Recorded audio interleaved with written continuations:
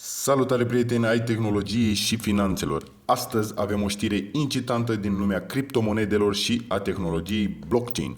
Gigantul financiar american PayPal a dat o lovitură majoră în lumea digitală prin lansarea propriei monede stabile numită PayPal USD.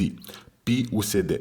Construită pe blockchain-ul Ethereum, așa cum bine știm, PayPal se mândrește cu o bază impresionantă de peste 350 de milioane de utilizatori activi, iar această mișcare reprezintă un pas important în evoluția plăților digitale.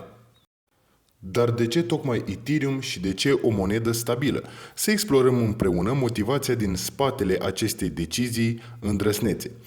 PayPal a ales Ethereum ca bază pentru moneda stabilă dintr-un motiv destul de clar. Cererea crescând pentru tokenizarea dolarilor și relevanța directă pentru procesatorii de plăți precum PayPal, cu peste 40 de milioane de tranzacții procesate zilnic și peste 400 de milioane de utilizatori activi în întreaga lume. PayPal este un lider indiscutabil în procesarea plăților online.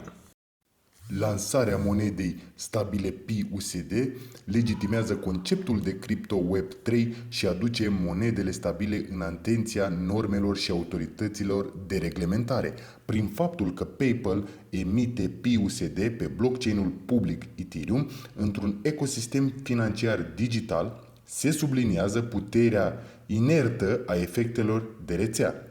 Aceasta nu este doar o mișcare semnificativă pentru PayPal, ci și un semnal puternic pentru alte companii procesatoare de plăți și pentru serviciile din piața financiară.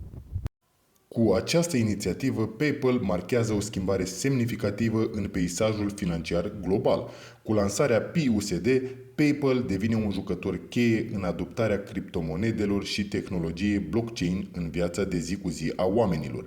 Vestea aceasta aduce o rază de lumină asupra deținătorilor de criptomonede și entuziaștilor tehnologiei. În concluzie, lansarea monedei stabile PayPal USD PUSD pe baza blockchain-ului Ethereum reprezintă un moment istoric pentru industria cripto și pentru lumea financiară în ansamblu.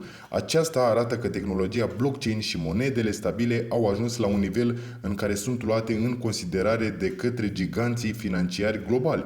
Cu acest pas revoluționar, viitorul plăților digitale pare mai promițător și mai accesibil ca niciodată. Dacă ți-a plăcut acest videoclip, nu uita să dai un like și să te abonezi la canalul nostru pentru mai multe informații captivante din lumea tehnologiei și a finanțelor. Ne revedem curând!